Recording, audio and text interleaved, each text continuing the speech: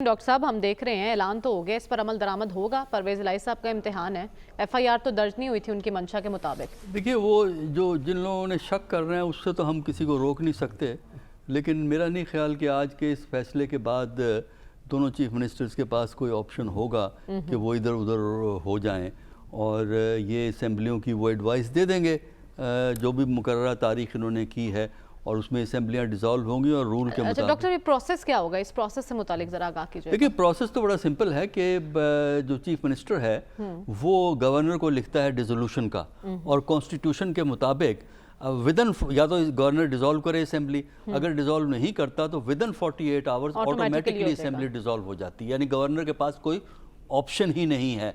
फर्ज कीजिए 23 तारीख से पहले ये vote of no confidence move कर देते हैं, ये कह रहे हैं, ठीक है, वो फर्क नहीं पड़ता। उसका मतलब सिर्फ ये है कि ज़्यादा से ज़्यादा एक हफ्ते का आप डिले करवा सकते हैं, क्योंकि वोट ऑफ नो कॉन्फिडेंस 3 दिन के बाद और 7 दिन के बाद नहीं हो सकता, 3 दिन से पहले और 7 दिन के बाद नहीं हो सकता। तो इसका मतलब मैक्सिमम 7 दिन, अगर मंडे को देंगे तो अगले मंडे तक के ये कर सकते हैं, क्योंकि वोट ऑफ नो कॉन्फिडेंस के कामयाब होने के इम्कान नहीं है। वजह यह है कि डिफेक्शन लॉ मौजूद है, फिर सुप्रीम कोर्ट का वो जजमेंट मौजूद है जो इससे पहले भी इस्तेमाल हो चुका है। उसकी रोशनी में वो पीटीआई के बंदों को या काफ लीग के उन बंदों को जो इनके साथ होंगे, परवेज इलाही के साथ, उनको तोड़ नहीं सकेंगे। अगर तोड़ेंगे तो वोट काउंट नहीं होंगे।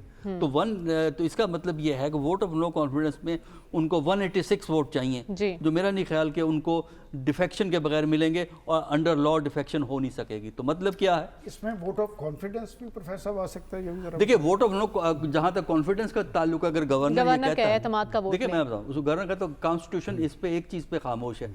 वोट ऑफ नो कॉन्फिडेंस में ये लिखा है कि अगर वोट ऑफ नो कॉन्फिडेंस आ जाए तो असेंबली डिसॉल्व नहीं हो सकती। लेकिन जब वो कहते हैं गवर्नर वोट ऑफ कॉन्फिडेंस मांगेगा, तब वो कॉन्स्टिट्यूशन में कुछ नहीं लिखा हुआ। इसका मतलब कि असेंबली को 186 मेंबरान जो पूरे करने हैं वो उनकी जिम्मेदारी होगी, अदम एतमाद में पूरे करने हैं अपोजिशन की जिम्मेदारी। ये बिल्कुल सही है आपकी बात, लेकिन वो डिसॉल्व होगी या नहीं होगी, इस पर आइन अभी खामोश है। देखिए, इस पे आइन खामोश नहीं है। खामोश आइन सिर्फ इस बात पे है कि जब गवर्नर कहता है कि वोट ऑफ कॉन्फिडेंस लें, तो वहां अगर असेंबली वो कह देता है डिसॉल्व, उसी वक्त वो कह दे डिसॉल्व कर दो, तो वो डिसॉल्व करनी पड़ेगी उसको, ठीक है, और फिर कोर्ट में आप चले जाएं, लेकिन कॉन्स्टिट्यूशन पे खामोश है।